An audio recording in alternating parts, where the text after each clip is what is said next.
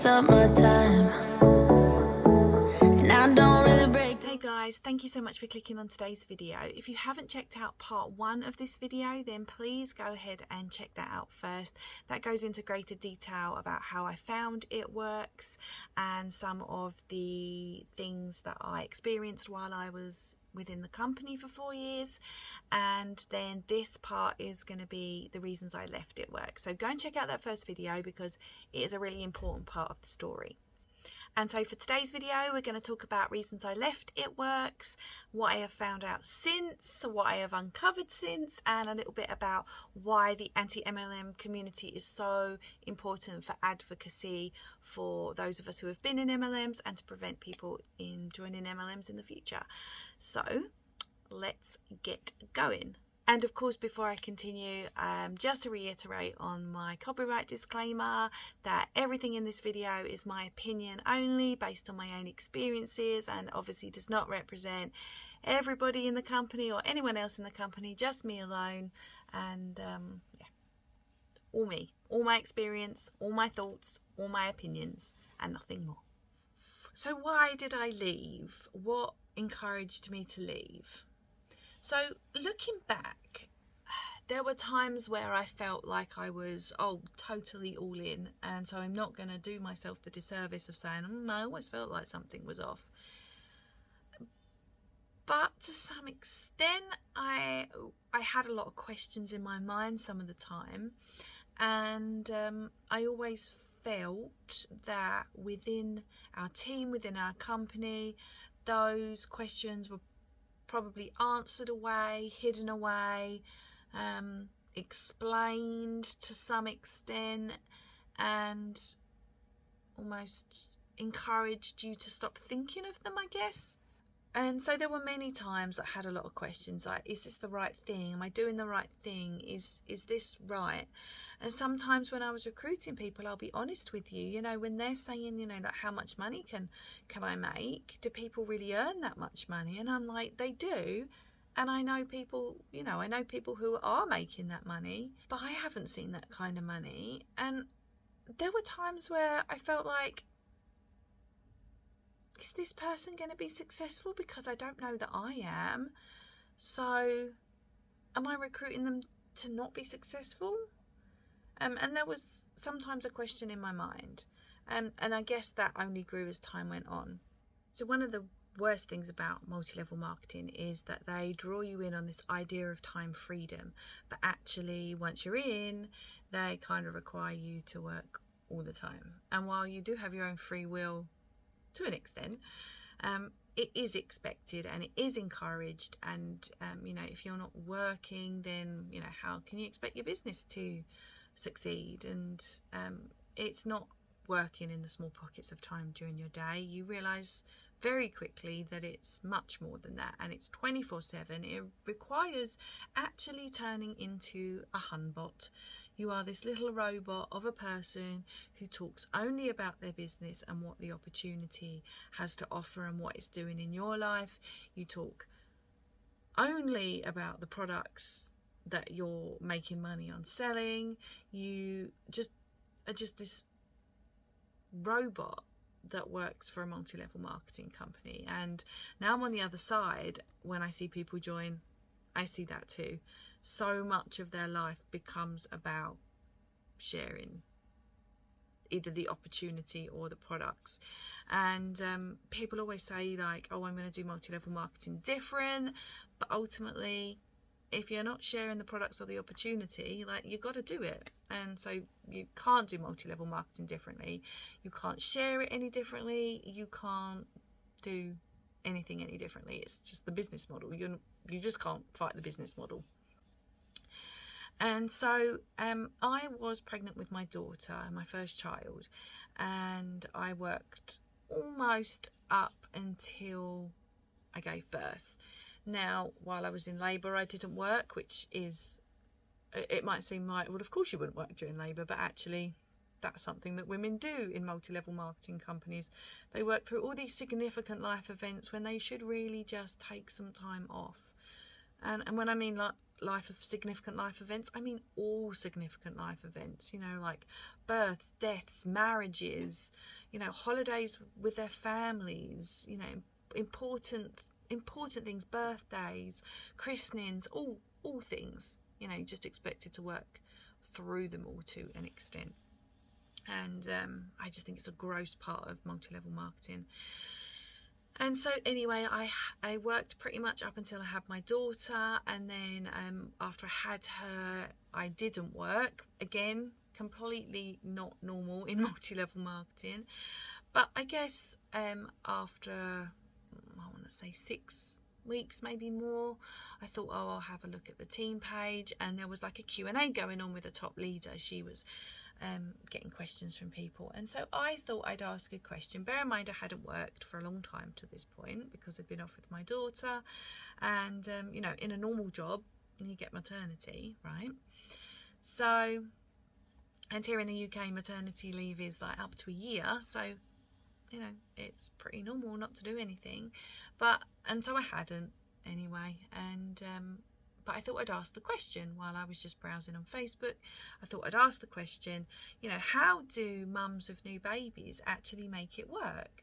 Because, you know, you're tired, you're up feeding, you're up, you know, rocking your baby, you're very tired, you want to nap when they nap as much as possible, and you've just got normal life stuff going on. How do you fit the business into that when you're caring for a newborn? And I was told basically that I just needed to pass my daughter to my husband and just work. Like, I just needed to do it and not make excuses. And I was like, oh, seems a bit not sitting right with me.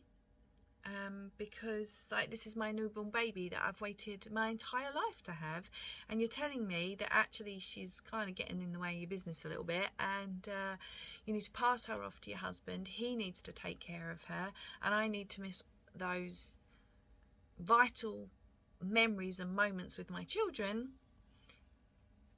so that I can sell some reps and recruit more people into this. And it was from that moment that I was like, And I have a friend who I was in the same company with, and we actually left together, and we are still really good friends. She is one of the people that make me so grateful that I actually did do multi-level marketing, because the friends that I have kept are all people that have seen the light and come through the other side.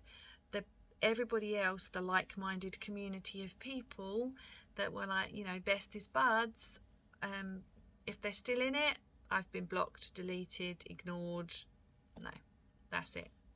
And that's what happens when you leave something that may be an alleged cult. So from that moment, I felt like, no, that doesn't sit right with me. And I have friends who have very similar sort of light bulb moments. That's their story, not for me to share. And from that moment, I was like, oh my God, what is this? And I started to look into it a little bit more and decided that, you know, this wasn't working for me anymore. And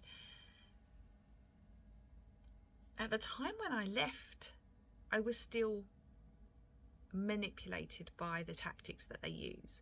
I did this post on social media saying, you know, like, I was so grateful for my time in It Works, and but from now I would be, you know, pursuing other things, but I was so grateful for all the opportunities I had with it, and I was, you know, basically leaving with a good heart.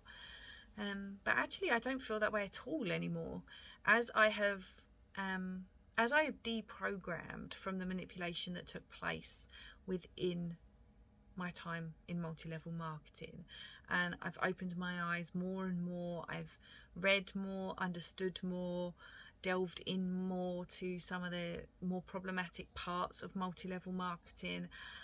I'm horrified by the whole of it, and while I can say I'm grateful that I have friends who have been through the experience with me, it's a terrible, terrible structure. And how it's not illegal, I just don't know. On the other side of multi-level marketing, there comes a lot of deprogramming, thinking, evaluating.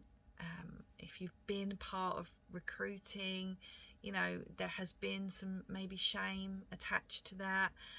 And I want to say to you now, if you have been in multi-level marketing and you feel any kind of shame to what you might have been a part of, I want you to remember something, and that's that you were recruited, you were lured into something, and you were manipulated to think, speak, act, feel, do things in a certain way.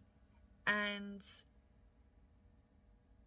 that is the definition of a cult, in my opinion. If you feel any kind of guilt and shame towards the way you were when you were in a multi-level marketing company, or any shame for the way you acted when you reached out to people, if you cold messaged people, or you feel guilty for recruiting others into something that was ultimately, you know, going to lose more than 99% of people money, just remember that you didn't know that, and that's something that becomes abundantly clear on the other side. And I get the guilt and the shame, but there are amazing ways that you can channel that into helping others hopefully see the light. That's difficult because people who are so deep don't want to hear it. I wouldn't have have listened if I'd have heard it.